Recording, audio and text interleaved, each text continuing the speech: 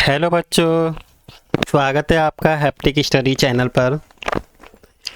आज हम chapter number 2 सजीव जगत में विविधता, इस चैप्टर का मैं आज आपको पार्ट 3 कराऊंगा।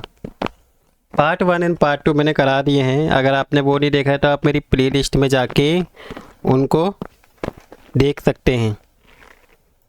तो पार्ट 3 में हम आज पढ़ेंगे कि जो जंतुओं के समूह को हम कैसे बनाएं। हमने पादपों के पेड़ पौधों के समूह कैसे बनाएं ये हमने पढ़ लिया था। ठीक है, तो आज का हमारा टॉपिक है जंतुओं के समूह कैसे बनाएं। पौधों की भांति जंतु भी एक दूसरे से बिल्कुल अलग होते हैं। जैसे पौधे हमने देखा था कि एक दूसरे से अलग होते हैं। कुछ पौधे लंबे होते हैं, कुछ छोटे होते हैं, कुछ के जो तना पतला होता है, कुछ का मोटा होता है। ठीक है, इस तरीके से जंतु भी जो होते हैं वो एक दूसरे से क्या होते हैं बच्चों, अलग होते हैं। क्या कभी आपने सोचा है कि हमने इतने विभिन्न प्रकार के जंतुओं के समूह कैसे बना सकते हैं? आप ऐसे कौन सी विशेषता के बारे में सोच सकते हैं जिनका उपयोग उनके समूह बनाने के लिए उपयोग किया जा सकता है?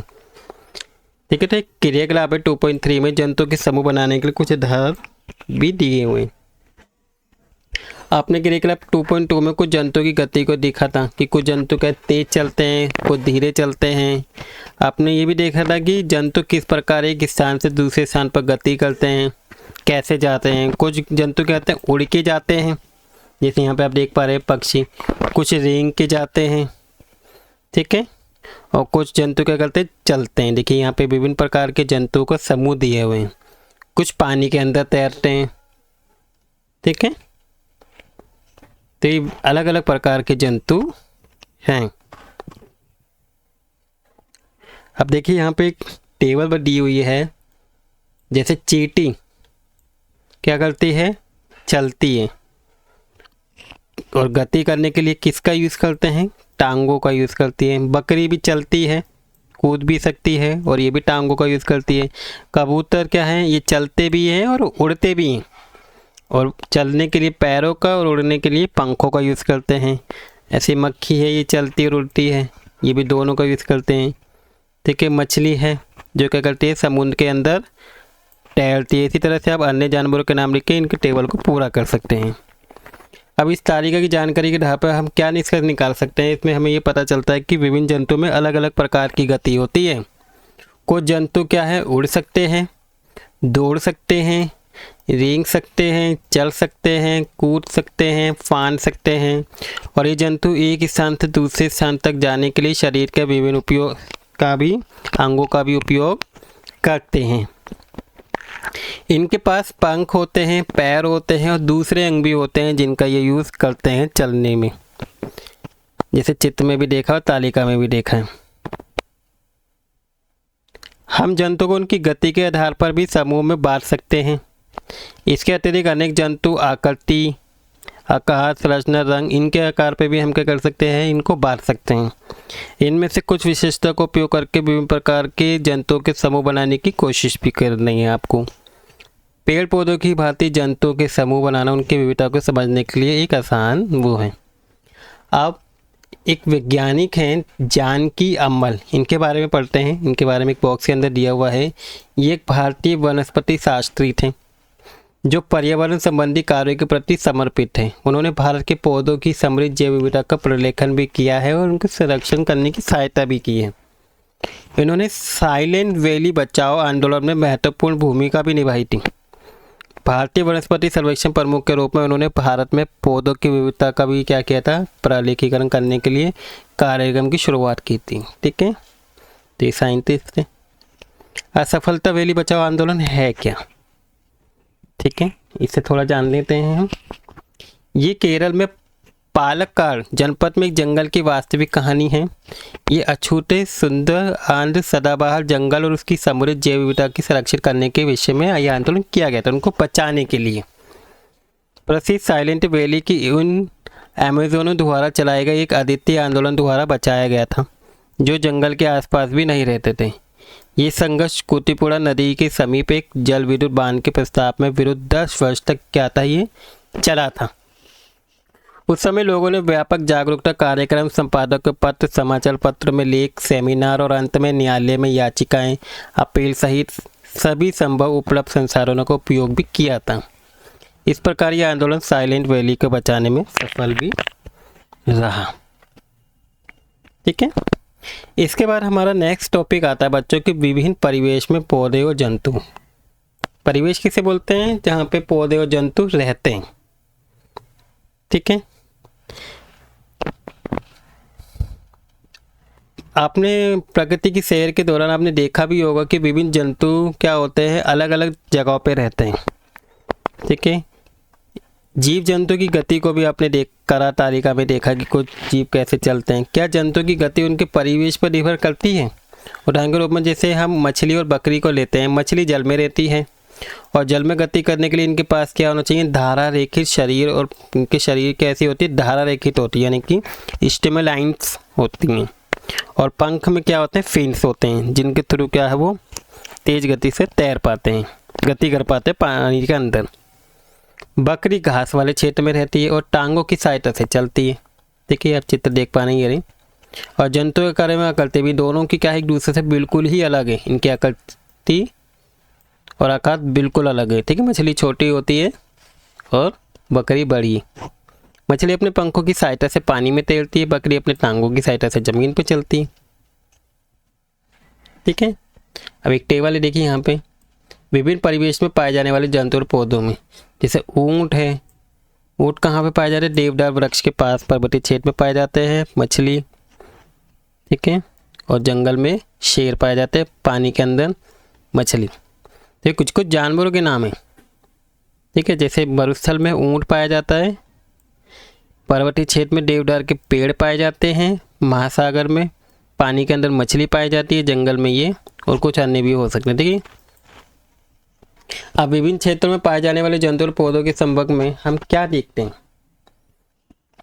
हम ये देखते हैं कि एक प्रकार के क्षेत्र में पाए जाने वाले पौधे और जंतु अन्य प्रकार के क्षेत्रों में पाए जाने वाले पौधों के जंतु से बिल्कुल ही क्या होते हैं? अलग होते हैं।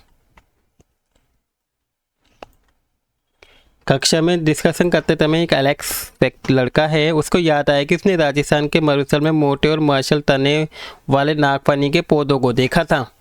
देखिए आप देख पा रहे हैं, ये रहा नागफनी के पौधे, ये रही। ठीक है, इन पौधों को उसने देखा था।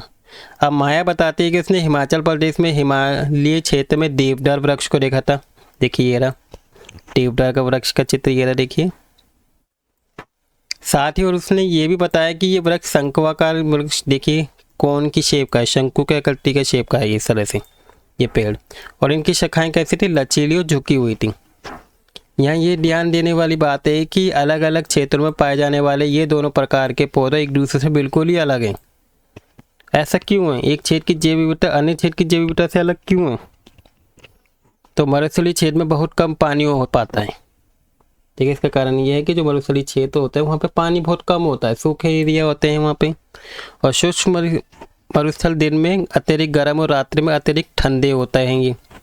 इसलिए आपको इन क्षेत्रों में पौधे और जंतु मिलेंगे जो दिन के समय अत्यधिक गर्मी और रात्रि के समय अत्यधिक ठंड वाली परिस्थिति में रह सकते हैं। मरुस्थल में पाए जाने वाले पौधों के मार्शल तने जल को संग्रहित कर सकते हैं और उन स्थानों की गर्म परिस्थितियों को क्या कर सकते हैं? सहन भी कर सकते हैं। ठीक है, बहुत ठंडे वाले क्षेत्र जहाँ पे हैं वहाँ पे हिमपात होता है, बर्फ़ की वो जमते हैं, बर्फ़ जमती है। ऐसी परिस्थिति में जीवित रहने के लिए कुछ वृक्षों की बनावट ऐसी होती है कि उन पर बर्फ़ टिकती ही नहीं है बल्कि आसानी से नीचे गिर जाती है। जैसे देवदार के वृक्ष, ठीक है, इस तरह से बना हुआ होता है, उसका जो बर्फ़ आए तो वो नीचे की तरफ गिर जाए, नीचे झुकी हुई उनकी शाखाएं होती हैं और आसानी से ऐसा हो पाता है इस वृक्ष के। तो इस वजह से इन दोनों की शेप्स क्या हैं? दोनों अलग हैं एक दूसरे से। अब सब समझ में आ गया होगा आपको जो जो विविधता है एक दूसरे से किस प्रकार से इनमें अलग है। अब राजस्थान के गर्म मरुस्थल में ऊँट और लद्दाख के ठंडे मरुस्थल में ऊँट, देखिए दोनों के ऊँट को देखेंगे, एक है राजस्थान में रहने वाले ऊँट और एक है लद्दाख में रहने वाले ऊँट। इन दोनों जंतु में आपको कुछ अंतर दिखाई देगा। देखिए ये राजस्थान का ऊँट है और ये लद्दाख का ऊँट है। देखिए कितना अंतर है दोनों में। ठीक है, ये गर्म जगह पे रहता है और ये ठंडी जगह पे रहता है। तो गर्म मरुस्थल के ऊँटों के पैर कैसे हैं, आप देख पा रहे हैं, लंबे हैं और जिनमें चौड़े क्या लगे हुए हैं, खुर लगे हुए हैं। एलेक्स ने बताया कि उसकी दादी ने उसे बताया था कि ऊँट के लंबे पैर और चौड़े खुर ऊँटों को रेतीले भाग में चलने में मदद करते हैं, क्योंकि पैर के वो राजस्थान वाला एरिया क्या है, वो क्या है, रेतीला एरिया होता है, वहाँ पे चलने में इनको मदद मिलती है। दूसरी ओर ठंडे मरुस्थल के ऊँटों की ऊंचाई और पैर गर्म मरुस्थल के ऊँटों की तुलना में बहुत छोटे होते हैं, देख पा रहे हैं आप ये। और ये छोटे पैर उन्हें ठंडे पहाड़ी मरुस्थलीय क्षेत्र में चलने में मदद करते हैं। तो मरुस्थलीय परिस्थिति में भोजन सहजता से उपलब्ध नहीं हो पाता है। ऊँट अपने कोबर में भोजन संचित करता है, ठीक है, और गर्म मरुस्थल में पाए जाने वाले ऊँटों के एक कोबड़ होता है। भोजन की कमी के दौरान वो वहीं से क्या करते हैं, अपना भोजन प्राप्त करते हैं। ठंडे मरुस्थल में पाए जाने वाले ऊँटों में 2 कोबड़ होते हैं। ये दोनों कोबड़ सर्दियों के अंत के दिनों में छोटे हो जाते हैं, क्योंकि ठंडे मरुस्थल में अधिक भोजन उपलब्ध नहीं होता है और उस समय उन्हें कोबड़ों में संचित भोजन का ही उपयोग करना पड़ता है।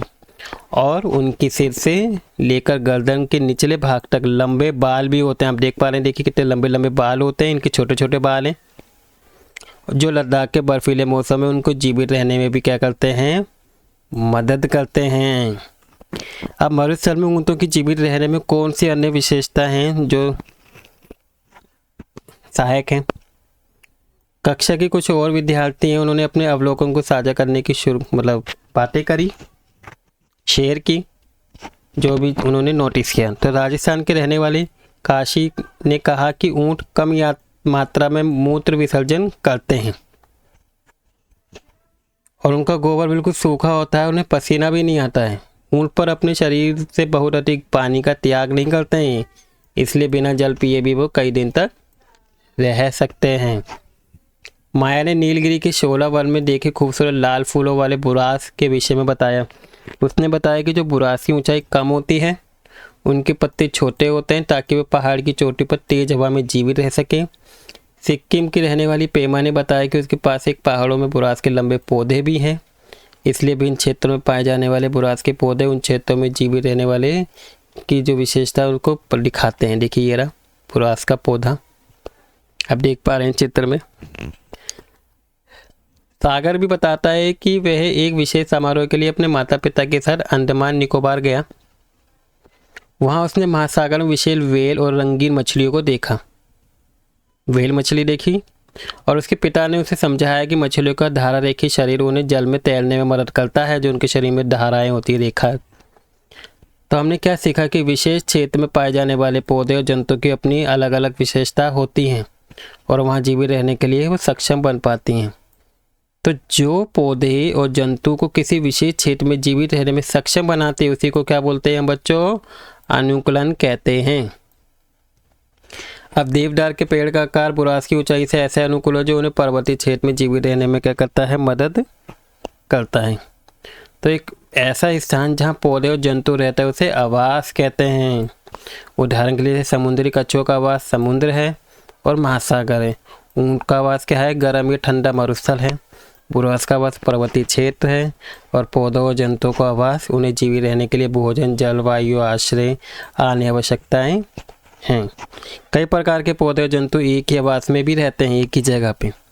आवास किसी क्षेत्र की विविधता को निबिड़ करने में भी महत्वपूर्ण भूमिका निभाता है।